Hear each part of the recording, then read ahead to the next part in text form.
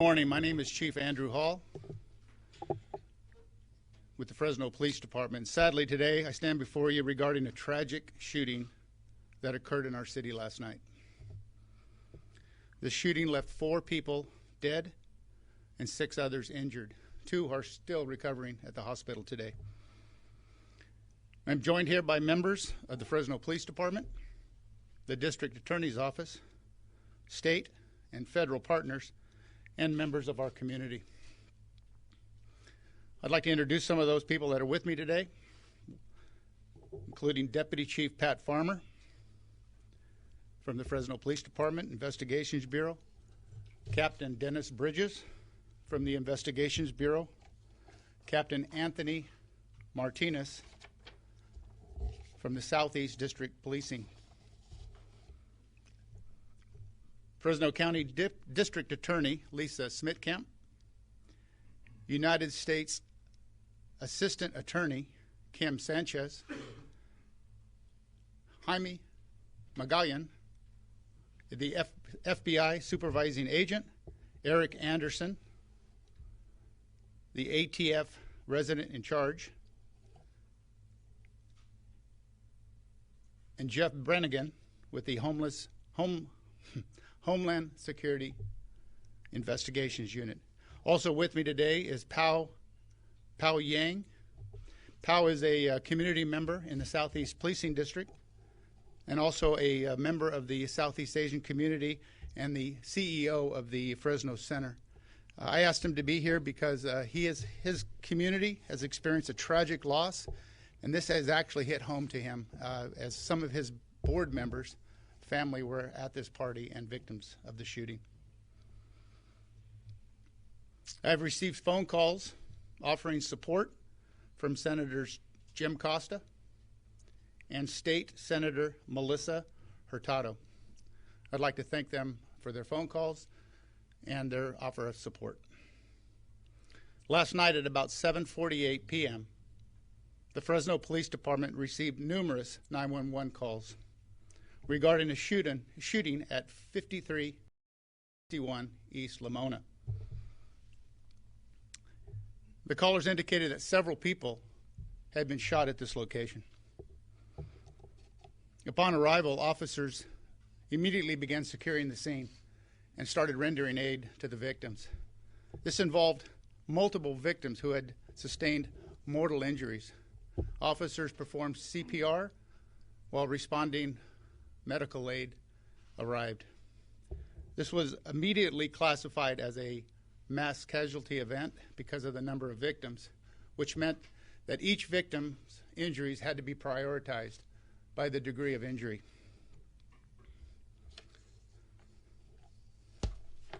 Officers located 10 people who were shot in the backyard at this residence. 3 were pronounced deceased at the scene. The 6 others were transported to local hospitals. Sadly, 1 died in surgery. Our investigation is still very active. We have several follow-up leads that we are currently investigating. I can tell you that there were approximately 30 people at the residence on this evening. They were there having a family party, a get-together, and they were watching football. This party was described as being very peaceful, very quiet, and it was not described as being out of control in any way. It was just a family event. Again, at about 7:48 p.m., at least 2 suspects entered the property from the side of the house. They came through an unlocked gate. They walked into the backyard and began immediately firing into the crowd. There were approximately 16 male adults in the backyard watching football. The witnesses described only seeing flashes of light from the weapon, as it was too dark on that side of the house to see the suspects. 10 of those 16 people at that event were struck by bullets. The unknown suspects fled the scene on foot. What I can tell you is this was not a random act. It appears that this incident was a targeted act of violence against this residence. We are investigating leads, and we do have information that possibly some people at this party were involved in a disturbance earlier this week. The ages of the deceased, all of whom are residents of Fresno except for one, are 23-year-old male adult, a 31-year-old male adult, a 38-year-old male adult, and a 40-year-old male adult who died at the hospital.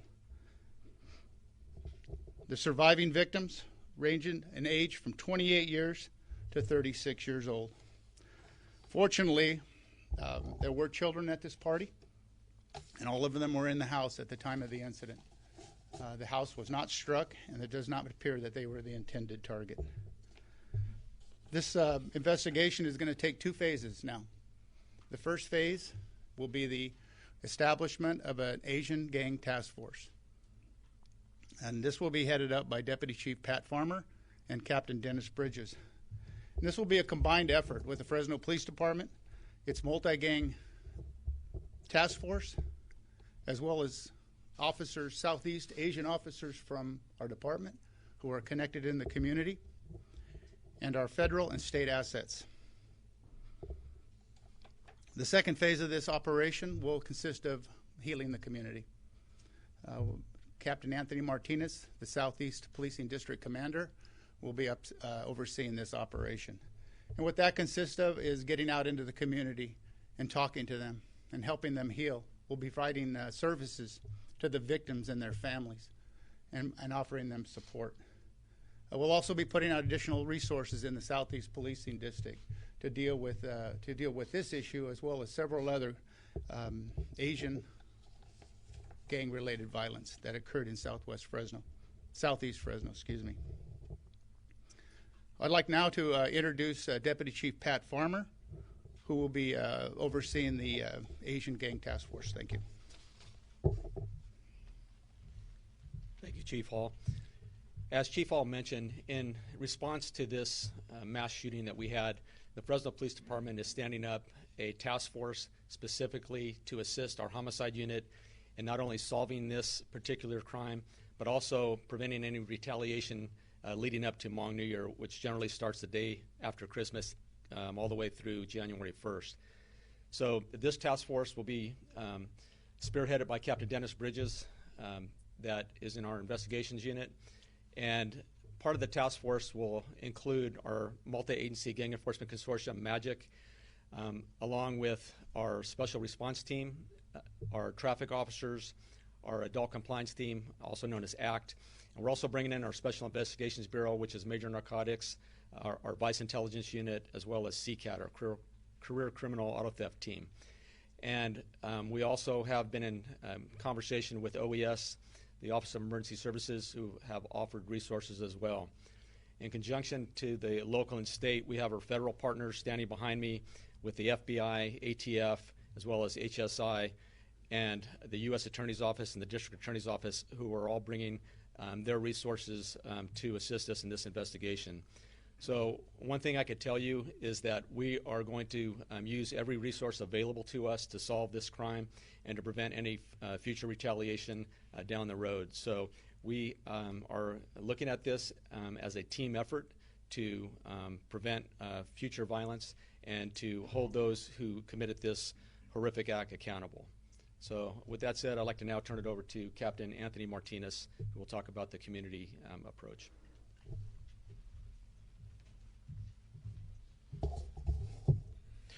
Thanks, Chief. I am Captain Anthony Martinez. I'm the Southeast District Commander. Last night's incident took place in my district. I wanted to tell you just a quick synopsis or a quick briefing of what that neighborhood is where this took place. It's approximately a 10-block neighborhood in the Southeast Policing District, and there are a lot of Hispanic and Southeast Asian families. Of the Southeast Asian families, there is a large number of Hmong families in that neighborhood. What took place last night, just as it shocked my officers that arrived there, has shocked that whole neighborhood. And it's now my job as a Southeast District Commander to make sure that we let them know that we're here with them and we're going to help them through this too, because that entire neighborhood was victimized when this took place.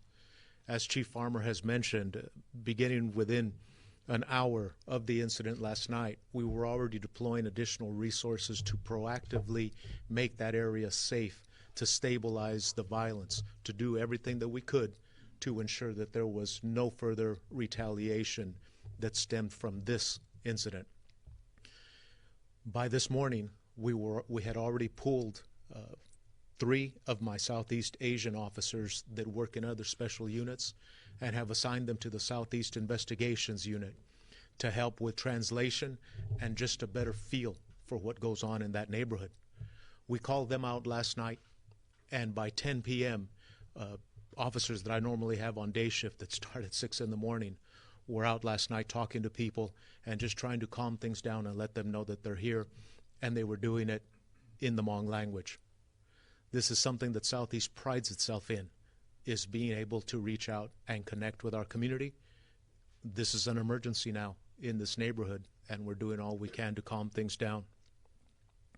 We will be going door to door on Lamona and some of the other surrounding blocks and speaking with everyone and just letting them know that we are here for them. We want the citizens of Fresno to know that we're doing everything we can to calm the violence and ensure that this doesn't spark in any other neighborhood in Fresno, specifically in that neighborhood where this took place last night. And on top of that, as Chief Hall has mentioned, I'm also working with my officers that responded to this call. A lot of times we miss that piece. Just as I tell you, I'm going to work with that neighborhood to make sure that we let them know that we're there for them and make sure that they're okay. I also want to make sure that my officers are okay. I had 12 officers last night that responded to a scene of chaos and tried to figure out who they could help and prioritize life-saving measures. I had 2 of my officers that were covered in blood and actually had to be decontaminated, go shower, and change their uniforms based on what they landed. They're hurting a little bit in that neighborhood right now, and my officers are hurting too. And we're going to do everything we can to get this matter resolved on all levels, as Chief Hall has stressed. Chief. Thanks, Anthony. I'd also like to introduce our District Attorney, Lisa Smitkamp.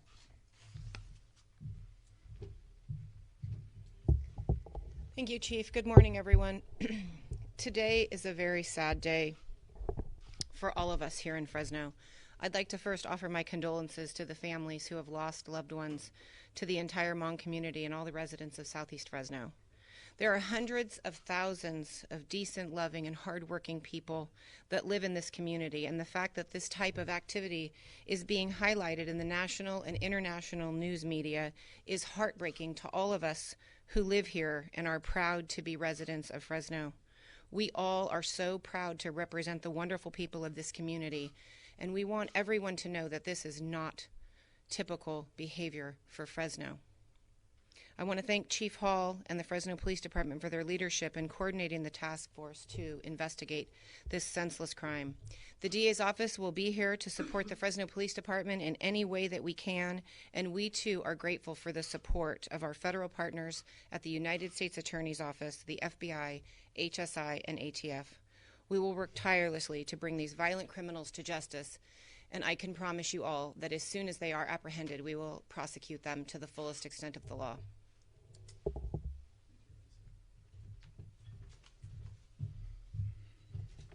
Before I open it up to questions, I would like to offer my condolences to the families, the friends, and the entire community who were victimized by this senseless act.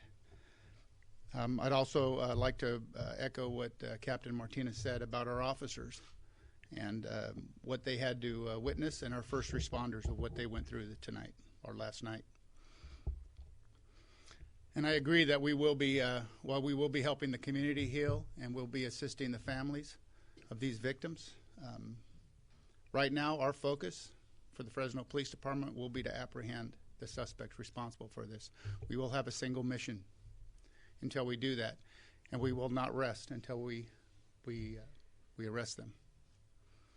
And that time, once we have that closure, then we will work on our officers, and we will help them deal with the situation and recover from the trauma that they've also witnessed. I want to thank both our federal and state partners who have not only reached out to me, but responded to the scene almost immediately. They were out there. And I have gotten nothing but complete support and cooperation from all of our federal and state assets. So I'd like to again thank them for all their support. I'll now open it up to questions. Chief, I want to know, first of all, I'm with CBS News. Sorry what your city's going through right now. I want to ask you, refer to gangs, Asian gangs. And I want to get some specifics from you. Is this a gang-related incident? Were all the people inside, 30 or so people, were they from one distinct Southeast Asian community? And why are you worried about retaliation? Well, anytime we have I'll take your last question first. Anytime we have a major event, the first concern we always have is retaliation. There is no indication that this residence or anyone at the residence were affiliated with a gang. However, whenever we have a major incident like this, we always look towards criminal and gang activity. So it always becomes a focus of our investigation. But at this time, I would like to let the community know that this house is just a family event, and everybody that were at this residence are truly victims. However, we don't know everybody that was there, and we don't know what their association is, and we're looking into every angle. It does appear that they were from the Hmong community of the Southeast Asian community. What do you know about the two suspects so far? At this point, we have little information because it was so dark. We know there's at least two suspects, both armed with pistols, appears to be semi-automatic pistols. We found multiple shell casings at the scene, and they fled on foot. We have no further information at this point, but we are investigating several leads. Chief, I'll Dave tell the TV Wire. Are the victims cooperating? Are they able to provide anything that they saw? Is there 16 people in the backyard? How have they been cooperating with police so far? Again, these are really pillars of our community. These are working families. These are working community members. This is part of our community. This is our culture. They've been very cooperative. Obviously, they're extremely upset, but we've received nothing but cooperation from everybody at the house. Did anybody at the party itself have weapons? There was no indication that there were any weapons at the house. There was a weapon that was non-functioning inside the residence that was never used, and it was not involved in this incident. So the answer to that question is there was no other weapons other than those owned by the suspects. Do we know how long the suspects were shooting? This happened very fast. Again, once they entered the backyard, they fired randomly into the crowd. It does not appear that they were targeting any individuals. And they fired, once they fired their rounds, they fled. So it was almost immediate. Do we know if this is related to the 187, Sunday's 187 of the young man that was killed? Again, that was another Southeast Asian shooting, a homicide. We do not know if they're related. Obviously, we are looking in to see if there is a connection, but at this time I cannot say that they are related. You mentioned that there was a disturbance. It does indicate that some of the members who were attending the football party were involved in a disturbance during the prior week. We are looking to see if there's a connection between that disturbance and last night's shooting. However, we have no indication that those two are connected at this point. Is there an online aspect to this football viewing party, and did that have some nexus to this? Was there somebody who realized through an online aspect that they wanted to have retribution on somebody at that party? We have no indication that this is related to any online event. It does appear to be very targeted, that they were going to this specific address, but it does not, at this point, appear to be any online connection. Captain, you referenced a disturbance possibly earlier in the week that may have been related to the perpetrators and the victims. Can you tell us more about that disturbance? Again, I can't tell you much. It's still an ongoing investigation. All I can tell you is that there were several people at this party who were involved in a disturbance in the week prior, and we're just looking to see if there's a connection. We're not indicating that there is. It's just one of the leads that we're following up on. Chief, whose house was it? It was one of the residents of the group. I'm not certain of the name of who owned it, but it was owned by the group that were having the party. Chief, can you describe? Was that previous disturbance a homicide? No, it was not. That was just a fight. Officers were called out. However, no case was written, as most of the individuals who were involved in the disturbance had already left the scene. Could you describe, please, how the suspect entered the house from the front door to the backyard? Yes. Again, they did not enter into the house itself. They entered into the backyard through a side gate, which was unlocked, and went down the side of the house into the backyard. Did they say anything before they opened fire? There was no indication that there were any exchange of any words. Witnesses only indicated they saw the muzzle flash from the weapons. Do we know how many shots they fired? Multiple shots, more than 10. Did any of the people, you said there were a few people in this group in the backyard, I assume they were in the backyard, who were involved in a disturbance earlier in the week, and you're trying to see if it's connected. Did any of those people who were involved in that disturbance survive, and are they talking to police? I believe they did. Some of them did survive, and again, we are getting full cooperation from everybody at the residence. And I want to stress that this is a truly a good group of people that were just simply having a party, and so we're getting excellent cooperation from everybody that attended this event. And can I follow up on that? The idea that this could be, and I know you haven't said it is, but could be, and you have to look at every aspect, could be related to a previous disturbance. Was that brought up by some of these people who survived when they talked to your officials? Did they inform them, well, look into this? I believe not only did we receive it from that, but we've also received indications from outside sources. Again, I haven't been that deeply briefed on the investigation, and again, it is unfolding. It occurred last night, so I can't completely answer your question, but I know we are getting cooperation not only from the group that were at the residence, but also from friends and family of this group. Chief, could you just summarize again? You guys touched upon this a little bit, but there has been a bit of a language barrier. You've been able to bring in some officers to speak Hmong, but can you talk more about how much of a challenge that is and some of the other challenges that you guys? It's my understanding that most of the people at the party spoke English, and others spoke limited English. So we were able to communicate pretty well with residents. But we did bring in Southeast Asian Hmong officers so that they could communicate in their language. And one is that that brings a closeness and gets them to realize that we're part of the community, the police department, and we're with them. But it also increases their comfort level as they communicate with us. Chief, what's the location of the disturbance? I'm not going to give that out right now. Was the owner of the residence injured at all? I'm sorry. Was the owner of the residence injured at all? I do not know if the owner was. It does not indicate that the owner was injured. And the two suspects, are they also Southeast Asian? We do not know what race they were at this point. Again, all we have is two subjects that fled the scene. The level of simmering violence in that neighborhood. I know there have been some recent shootings there, and is it possible that all of this is connected? Well, we have had some issues in that neighborhood, but this is not considered a problem neighborhood for us. There was not significant or really any calls for service at this individual residence that I've been made aware of. But I can tell you that the neighborhood is relatively quiet, and it's a working class, middle class neighborhood.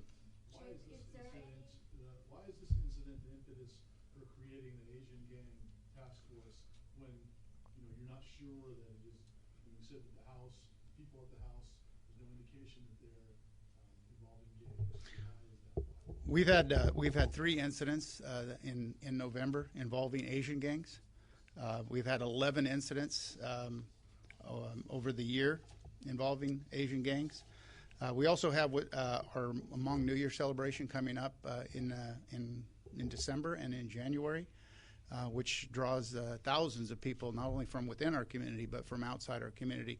And we want to make sure that we're ahead of this before we have this influx of Southeast Asian members of our community arrive. Has there been a prior Asian Gang Task Force within the city of Fresno Police Department? Again, we haven't seen a spike in Asian gang violence in a while, and we're starting to see it now as we're heading into the Hmong New Year celebration. We just want to get ahead of it, and there have been a task force that have been established in the past for Asian gangs.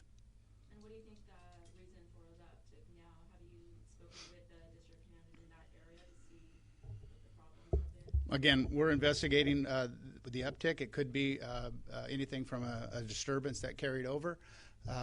Again, I'm not relating it to last night's incident, but the increase in gang violence could be somebody was released from jail or prison recently, or it could be just a domestic dispute that grew.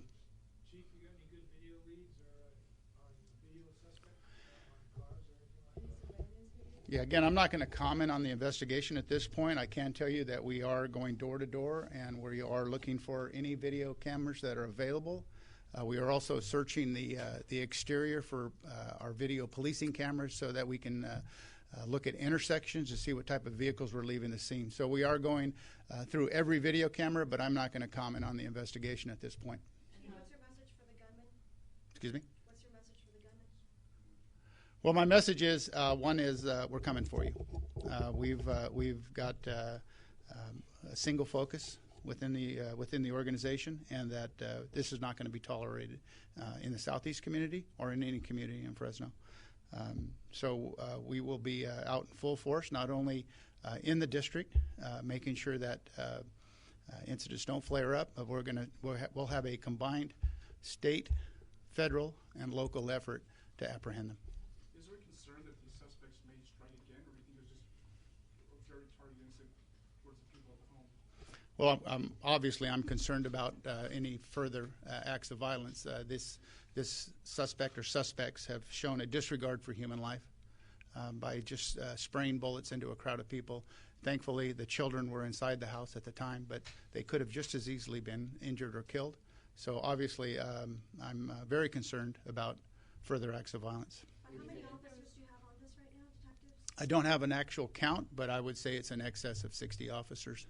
Will you be increasing police presence in the neighborhood? Absolutely. Starting last night, we brought in additional resources into the neighborhood, and those will be increased as we continue our investigation. The And you people mentioned you've that there was- spoken to who were at this gathering, have they told you that they believe that this was retaliation or gang-related? Again, they are as concerned and as frightened as I am. They have not indicated that this is related to any gang activity or any retaliation. Again, they've been very cooperative. We have no reason to believe that they aren't giving us every bit of information they have, but we have not had that indication. And you mentioned that there were multiple shell casings that were found. Can you describe, I think you had mentioned the types of guns or that we know that were used? Again, all I will tell you right now is that there were multiple weapons used, or multiple shell casings found of different caliber, and they were pistol caliber, not rifle. Do you have the names of the victims? I do not have the names of the victims with me right now. I am still waiting to ensure that the family has been properly notified. All I have right now for you is the ages. Was it a coincidence that they went after just the men, or was it just that the men were in the backyard? Because many of us thought right away, well, they're targeting men, not children or women. Yeah, I believe as a evening, again, this is just my belief. I believe as the evening continued into the night, the cooler air came, and the children and some of the women went into the house to watch TV, and the men were outside watching the football game. So it was just purely luck that they were separated at that time. And we're told that one of the men that died was a well-known singer in the Asian Hmong community.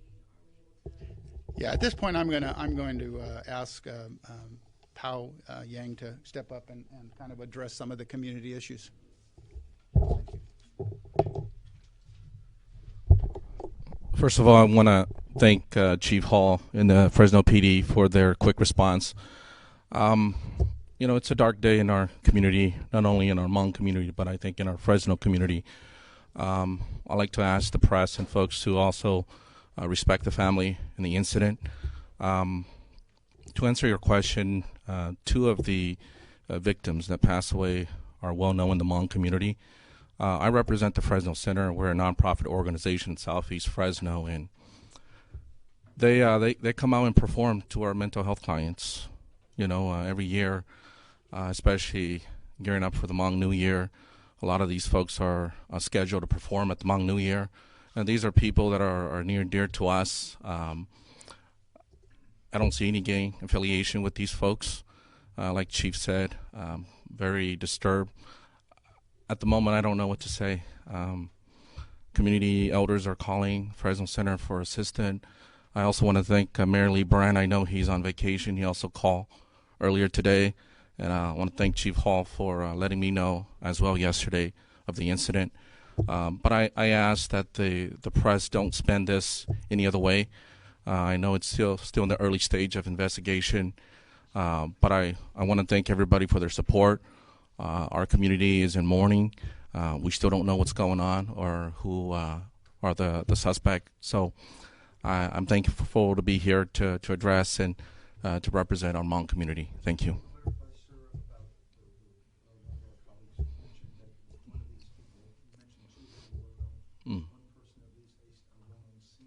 Yeah, both of them were well-known singer, and one of them that died at the hospital was the one that come out almost every few months to sing to our mental health clients when we have our workshop and event. So, thank you.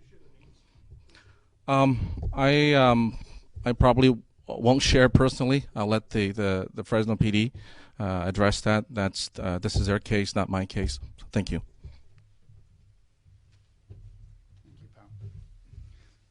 Lastly, I'd like to introduce Dale Mendoza. Dale is a president of our Crime Stoppers program, and he would like to go over some of the reward money that is available in this case. Dale. Thank you, Chief. I'm Dale Mendoza. I'm the president of Valley Crime Stoppers. What a terrible situation we have in our community here, and I send our regards to the family. At this particular time, we are going to offer a $5,000 cash reward to anyone with information leading to the arrest of these bad guys. In this city, we need help. If we've ever need help, we need this community to come together now to try to solve this awful, terrible crime. And at that point, if anybody knows anything, sees anything, or hears anything, please call us at 498-STOP, and it's a $5,000 reward.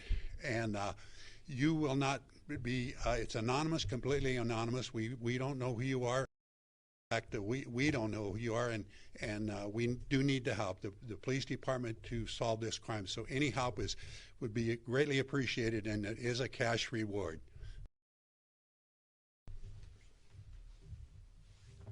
Okay, we'll be concluding the interview unless you have any further follow-up questions.